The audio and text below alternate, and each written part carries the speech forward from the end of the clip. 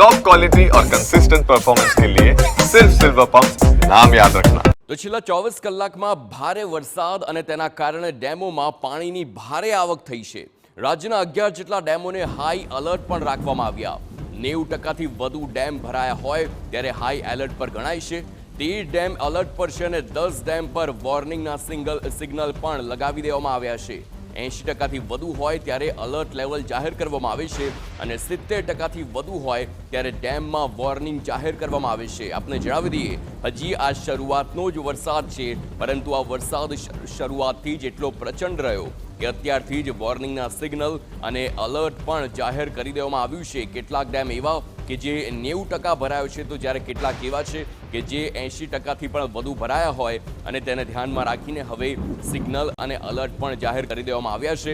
ગઈકાલની જ વાત કરીએ, જ્યારે ભાવનગરમાં શેત્રુંજી ડેમ પણ 90% સુધી ભરાયો હતો અને ત્યારબાદ તેના કેટલાક દરવાજા ખોલવાનો નિર્ણય લેવામાં આવ્યો હતો, કારણ કે અતિ ભારે વરસાદ અને તેના કારણે જે પ્રકારે પાણીની આવક ડેમમાં થઈ હતી ત્યારબાદ આ નિર્ણય લેવામાં આવ્યો। સામાન્ય રીતે આ એ સમય છે જ્યારે દર વર્ષે નવા નીરની આવક થતી હોય છે। આ એ સમય છે જ્યારે પાણીની જે સારી એવી આવક નદીમાં નોંધાતી હોય છે, પરંતુ આ વખતે સ્થિતિ કંઈક અલગ છે, દ્રશ્યો કંઈક અલગ છે, કારણ કે આ વખતે નવા નીર તો આવ્યા જ, પરંતુ એ પ્રકારે એટલા પ્રચંડ આવ્યા કે જે નદીઓ છે તેમાં ઘોડાપૂર આવવાની શરૂઆત થઈ ગઈ, ડેમ છલોછલ થવાની શરૂઆત થઈ છે। તો રાજ્યમાં જીવાદોરી સમાન નર્મદા ડેમમાં પાણીની આવક જોવા મળી। ઉપરવાસમાં વરસાદના કારણે ડેમમાં આવક થઈ છે।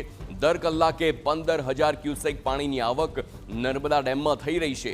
15,000 ક્યુસેક સામે 2600 ક્યુસેક પાણી પણ છોડવામાં આવ્યું છે। તો હાલ ડેમની સપાટી 119.72 મીટર પર સ્થિર છે અને હવે 138 મીટર થાય ત્યારે આ ડેમને ફૂલ માની લેવામાં આવતો હોય છે, પરંતુ હાલ 119.72 મીટર પર નર્મદાનો ડેમ સ્થિર છે। નર્મદા જે જીવાદોરી સમાન નદી અને તેને ડેમને પણ ખૂબ જ મહત્વના માનવામાં આવે છે, ત્યારે હાલ 119.72 મીટર પર નર્મદાનો ડેમ સ્થિર છે અને પાણીની આવક સતત થઈ રહી છે। 15,000 ક્યુસેક પાણીની આવક જોવા મળી રહી છે।